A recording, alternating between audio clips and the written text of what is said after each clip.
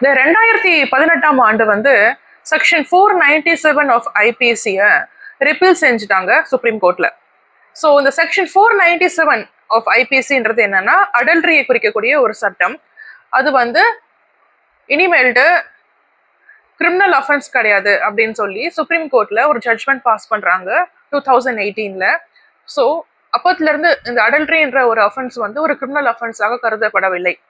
என்ன ஜட்ஜ்மெண்ட் வந்தது அப்படின்னு பாத்தீங்கன்னா, adultery is no more a criminal offense, but it is only a ground for a divorce அப்படின்ற மாதிரி ஒரு ஜட்ஜ்மெண்ட் தான் சுப்ரீம் கோர்ட்டால பிறப்பிக்கப்பட்டது.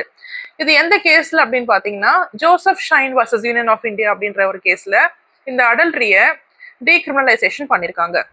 ஸோ அது எதுக்காக பண்ணாங்க? ஸோ இந்த மாதிரி அடல்ட்ரி வந்து ஒரு அஃபென்ஸ் இல்லைன்னு சொல்லி ஜட்ஜ்மெண்ட் வந்திருக்கே, அப்போ இனிமேல்ட்டு வந்து பெண்களுக்கு பாதுகாப்பு இருக்கா நம்ம நாட்டில் அப்படின்னு நிறைய பேர் நினைக்கிறாங்க. ஸோ வந்து ஃபர்ஸ்ட் ஆஃப் ஆல் இதை நம்ம எப்படி பார்க்கணும் அப்படின்னா, இந்த அடல்ட்ரின்ற ஒரு விஷயமே ஒரு ஜெண்டர் நியூட்ரலான ஒரு விஷயம் தான். ஆனால் செக்ஷன் 497ல கொஞ்சம் ஜெண்டர் பயாஸ்டா இருந்தது. அதாவது ஒரு சார்பினரை மட்டுமே குறை சொல்லும் அளவிற்கு அந்த சட்டம் இருந்ததுனால அதை சேலஞ்ச் பண்ணி அதை வந்து கிரிமினல் அஃபென்ஸ் இல்லை அப்படின்னு சொல்லி ஜட்ஜ்மெண்ட் வந்திருக்கு. ஸோ ஃபர்ஸ்ட் நம்ம அடல்ட்ரினா என்ன அப்படின்னு பார்த்தீங்கன்னா, as per section 497 of IPC, இப்போ ஐபிசி நடைமுறையிலேயே இல்லை, பட் அந்த செக்ஷன்ல என்ன சொல்லப்பட்டிருக்கு அப்படின்னு பார்த்தீங்கன்னா, ஒருவர் தன்னுடைய மனைவி தன்னோட ஒப்புதல் இல்லாம இன்னொரு ஆணோட ஒரு தப்பான உறவுல இருக்கிறாங்க அப்படின்னா, உறவுல இருக்கிற அந்த ஆணை மட்டும்தான் இந்த சட்டம் வந்து தண்டித்தது. இந்த பெண்களை வந்து குற்றவாளியாக கருதப்படவில்லை, ஆண்களை மட்டுமே குற்றவாளியாக இந்த சட்டம் கருதியது. ஸோ இந்த மாதிரியான ஒரு விஷயம் தான் இந்த செக்ஷன் 497 கீழே இருந்தது.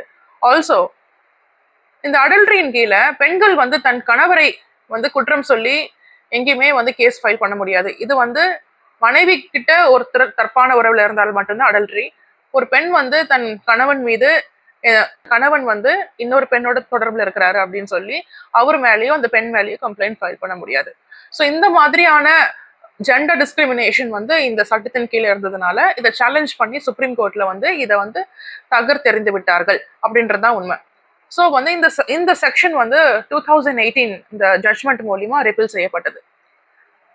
அதுக்கு பிறகு இப்போ நம்ம 2023ல புது சட்டம் பிறப்பிக்கப்பட்டது இல்லையா, இந்த பாரத நியாய சன்ஹிதா, அது 3 கிரிமினல் லாஸ் வந்து புதுசா வந்து பிறப்பிக்கப்பட்டது. ஸோ ஐபிசி மொத்தமாகவே இப்போ வந்து நடைமுறையில இல்லை, பட் 2018ல இந்த செக்ஷனை இருக்கும் போதே இந்த செக்ஷனை வந்து ரிமூவ் பண்ணிட்டாங்க. ஸோ இனிமேல்ட்டு வந்து நிறைய பேருக்கு ஒரு டவுட் இருக்கும். ஸோ அடல்ட்ரியை தான் எடுத்துட்டாங்க, இப்போ இனிமேல்ட்டு வந்து இந்த இல்லீகல் அஃபேர் வந்து